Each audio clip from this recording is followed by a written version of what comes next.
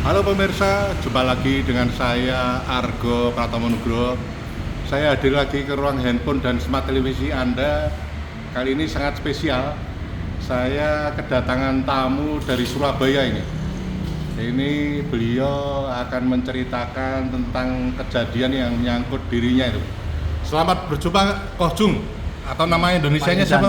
Namanya Pak Edi Chandra. Edi Chandra ya. Iya. Pak Edi Chandra, ini Anda jauh-jauh dari Surabaya. Anda ingin berkeluh kesah ini tentang kasus Anda. Ini seperti apa Pak Koh Jung? Iya, kasusnya begini Pak. Saya memiliki gugatan tahun 2026 ini Ya. sebesar sebutannya sebesar 300 juta, lalu naik lagi dari 300 juta, lalu naik lagi 600 juta, Ya. lalu naik lagi jadi 4 miliar. Oh, itu Nah, dianggap Anda utang awalnya seperti itu Iya, ya? gitu-gitu aja. Nah, itu ternyata setelah saya telusuri utang 300 juta itu ternyata saya mendapatkan informasi dari Notaris Aryani, Ya. Jalan Ngagel Timur nomor 11. Ya. Ya, ternyata saya lihat surat segelnya yang ditantangani ibu saya itu bermasalah. Karena surat segel kosongan dari ibu saya yang ditinggal di saudara Edward penggugat saya sangat digunakan untuk tahun 2006 digunakan untuk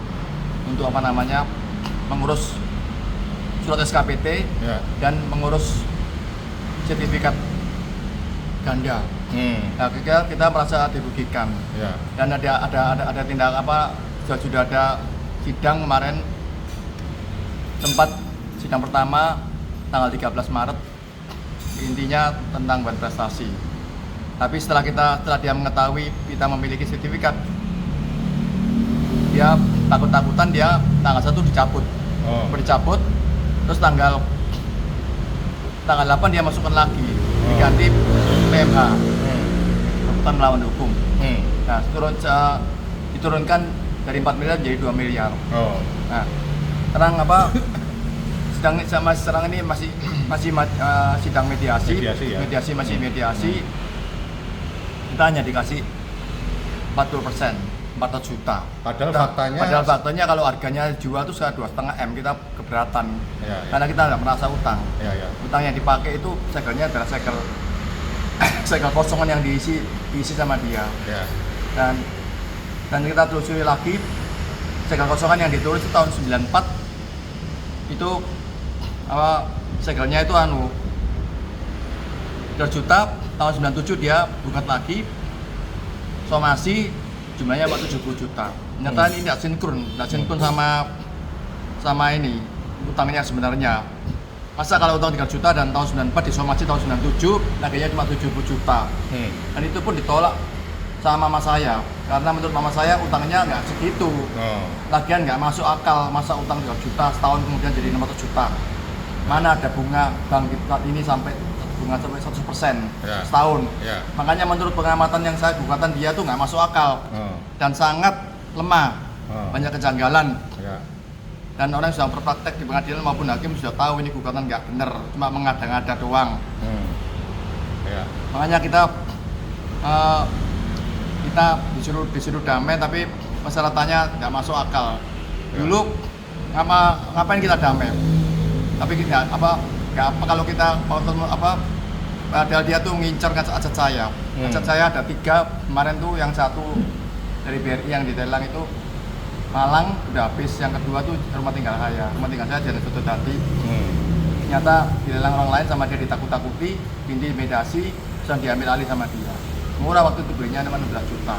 Padahal itu yang dianggap berutang mama dan papanya sampean ya? Ya, 16 juta itu. Lalu yang ketiga yang sekarang ini dia lagi mengincar lokasi warga. Nah, ini sampai hari ini tidak ada awal kita masih masuk mediasi, kan belum jadi ditemu. Dia kami rasa kami ini dia ngancam kalau misalkan enggak akan selesai, dia akan menyuap hakim. Ya. Nah, kita kemarin sudah menghadap ke aspirasi rakyat, sudah ketemu sama Pak Armuji. Pak Armuji menyarankan untuk melaporkan ke berwajib ke polisi. Dan suruh kembali lagi, di depannya suruh kembali lagi. Ya. Nah, ini moga-moga dari pihak hakim hakim pengadilan segera memfollow up sesuai dengan keadilan yang ada itu ya. Dengan keadilan yang adil.